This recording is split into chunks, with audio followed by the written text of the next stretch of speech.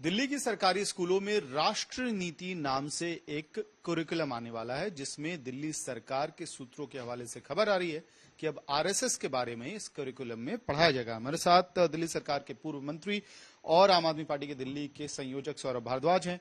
Sir, RSS अब पाठ्यक्रम का हिस्सा होने वाला है दिल्ली सरकार के स्कूलों में, किस तरह से देखते हैं? देखिए, आरएसएस 1925 में बनी थी, पुरानी संस्था है, निश्चित तौर पे उनके योगदान होंगे। उनको पाठ्यक्रम में अगर जगह मिलती है तो किसी को ऐतराज नहीं होना चाहिए। हमारा सिर्फ इतना ही कंसर्न है कि इतिहास के अंदर आपने अकबर को रखा, अशोक को रखा, तैमूर लंग को रखा, तुगलक को रखा, औरंगजेब को रखा, महात्मा गांधी को रखा, सबको रखा। अच्छाई बुराई सबकी रखी जाती है। आरएसएस के विषय में बहुत सारी बातें हैं जो हमें डर है कि सरकार उसको हटाकर सिर्फ अपनी मनमर्जी की बातें आरएसएस के विषय में रखेगी। जैसे कि 1925 में आरएसएस शुरू हुई, 1942 के अंदर भारत छोड़ो आंदोलन गांधी जी ने शुरू किया, मगर आरएसएस उसका हिस्सा नहीं बनी।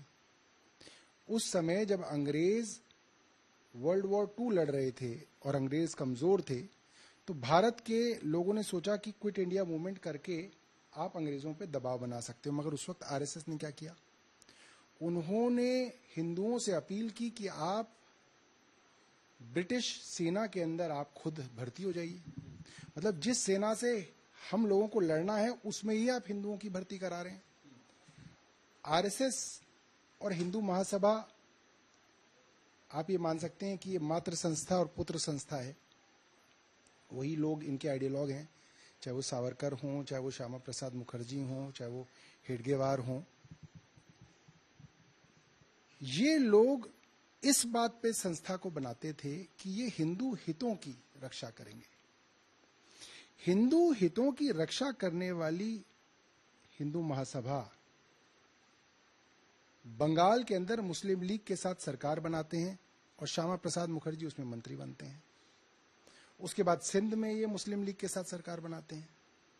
फिर ये नॉर्थ वेस्ट फ्रंटियर प्रोविंस में उनके साथ सरकार बनाते हैं। मतलब आप जो पानी पी पी के आज भी मुस्लिम लीग को आप गालियां देते हैं, आप तो उनके साथ सरकारें बनाया करते थे। और जो आजादी का आंदोलन था, मुझे लगता है कि ये सवाल बड़ा सवाल है कि आजादी के आंदोलन में आरएसएस की क्या भूमिका रही। क्या ये आंदोलन में शामिल थे? क्या इनके बड़े बड़े नेता शामिल थे तो इन्होंने कौन सी मूवमेंट चलाई?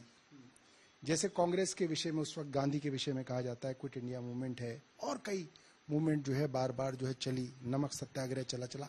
इनकी तरफ से ऐसा कौन सा सत्याग्रह, कौन सा मूवमेंट चलाया गया जिससे इन्होंने अंग्रेजों को भगाने के अंदर कोई मदद की? दूसरी बात, नाथूराम गोडसे, जिनको गांधी की हत्या का आरोपी माना गया और उनपे सिद्ध हुआ, क्योंकि सब लोगों ने देखा उन्हें, वो भी आरएसएस के सदस्य रहे और हिंदू महासभा के सदस्य रहे।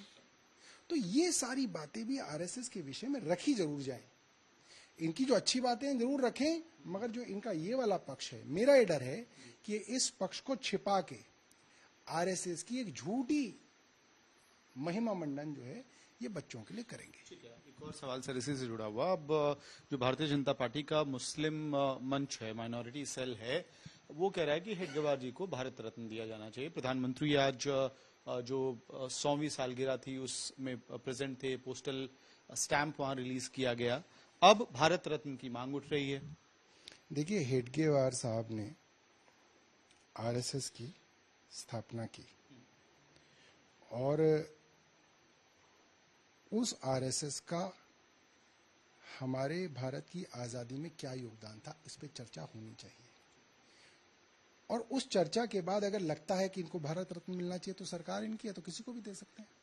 एक आखिरी सवाल सर, इसी मंच पे जहां प्रधानमंत्री आज मौजूद थे, वहां पे उन्होंने बात कही कि जिस तरह से डेमोग्राफी देश में बदल रही है, समुदाय विशेष की आबादी बढ़ रही है, इससे कई सारे खतरे उत्पन्न हो रहे हैं जिसपे हम लोगों को सचेत होने की जरूरत है। देखिए, ऐसा है कि प्रधानमंत्री जी तो पिछले 11 साल से सचेत कर रहे हैं। अगर आपको पाकिस्तान के ऊपर हमला करना था तो आपको पाकिस्तान ऑक्यूपाइड कश्मीर को अपने कब्जे में लेना चाहिए था। अगर आप उसको अपने कब्जे में ले लेते, आप सीज फायर नहीं करते, तो आपको कोई खतरा था ही नहीं। आपको खतरा किससे है? आपको खतरा तो पाकिस्तान के मुसलमान से है ना। आपको उसके ऊपर जो है कब्जा करना चाहिए था। वहां पे जो टेररिस्ट कैंप है उससे खतरा। अब प्रधानमंत्री, मैं ये नहीं सोच सकता कि प्रधानमंत्री को खतरा अब हिंदुस्तान के मुसलमानों से भी है, वो नहीं हो सकता। बहुत बहुत धन्यवाद। वीडियो सहयोगी मनीष बिधूड़ी के साथ महमद भारद्वाज, दिल्ली।